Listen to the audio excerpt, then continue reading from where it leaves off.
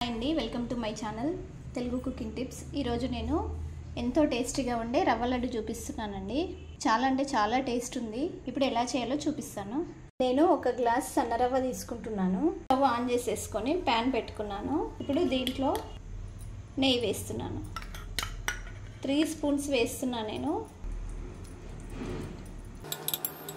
ఇప్పుడు ఇందులోనే ఈ రవ్వ వేసుకొని వేయించుకోవాలి. ఇది బ్రౌన్ కలర్ వచ్చేంత వరకు వేయించుకోవాలి. ఇలా కలుపుతూనే ఉండాలి, లేదంటే అడుగంటుతుంది. ఇప్పుడు ఇందులోనే నేను నట్స్ వేస్తున్నా, ఆల్మండ్స్ వేస్తున్నా. కొంచెం సన్నగా తరుక్కొని పెట్టుకున్నాను. నేను ఆల్మండ్స్ తీసుకున్నాను. మీరు కావాలంటే మీకు నచ్చిన డ్రై ఫ్రూట్స్ తీసుకోండి.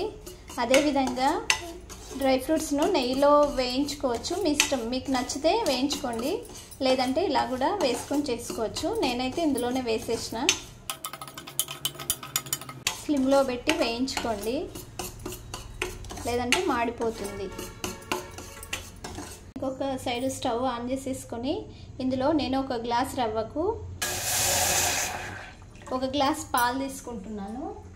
అలాగే 1/2 గ్లాస్ వాటర్ తీసుకుంటున్నాను.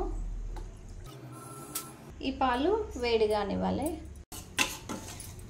ఇదిగోండి, ఆల్మోస్ట్ వేగిపోయింది. ఇప్పుడు ఇందులోనే వేడి చేసుకున్న పాలు వేసేసుకోవాలి. 1 గ్లాస్ రవ్వకి 1.5 పాలు వేస్తున్నానండి నేను.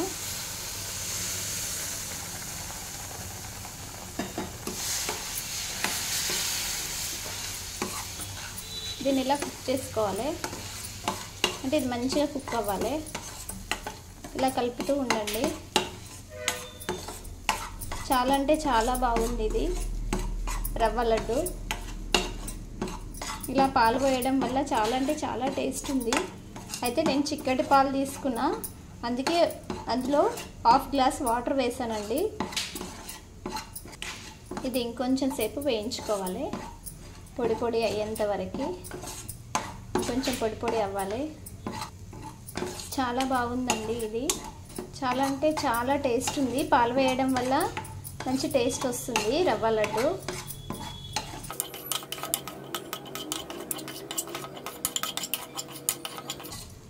ఇదిగోండి, ఇలా పొడి పొడి అయింది కదా. ఇప్పుడు ఇందులోనే షుగర్ వేసేసుకోవాలి, షుగర్ పౌడర్ని. నేను 1 గ్లాస్ రవ్వకి 1 గ్లాస్ పౌడర్ వేస్తున్నానండి. మీరు కావాలంటే కొంచెం తగ్గించుకోండి, లేదంటే కొంచెం ఎక్కువ వేసుకోండి. మీ టేస్ట్ని బట్టి వేసుకోండి. అయితే ఇందులోనే షుగర్ పౌడర్లోనే కొబ్బరి వేసానండి, ఎండు కొబ్బరి వేసా. ఇది ఇంకొంచెం వేయించుకోవాలి. చాలా అంటే చాలా బాగుంది, చాలా టేస్ట్ ఉంది.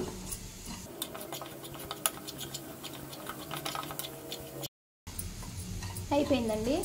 ఇప్పుడు స్టవ్ ఆఫ్ చేసేసుకొని దీన్ని ఇంకొక ప్లేట్లోకి తీసుకోవాలి.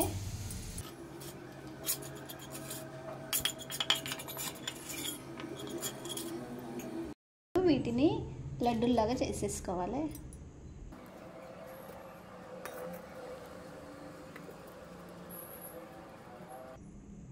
ఇది వేడిగా ఉన్నప్పుడే వేసుకోవాలండి. చల్లగా అయిందంటే ఇవి లడ్డూలు చేయడానికి రాదు. అన్నీ ఇలాగే చేసేసుకోవాలి. ఇదిగోండి, ఎంతో టేస్టీగా ఉండే రవ్వ లడ్డు రెడీ అండి. అయితే మీరు కూడా ఇలాగ చేసి చూడండి, ఒకసారి ట్రై చేయండి, టేస్ట్ చూడండి. మీకు ఎలా కుదిరిందో ఒక కామెంట్ పెట్టండి. అదేవిధంగా మా ఛానల్ తెలుగు కుకింగ్ టిప్స్ ఛానల్ని సబ్స్క్రైబ్ చేసుకోండి. Thank you.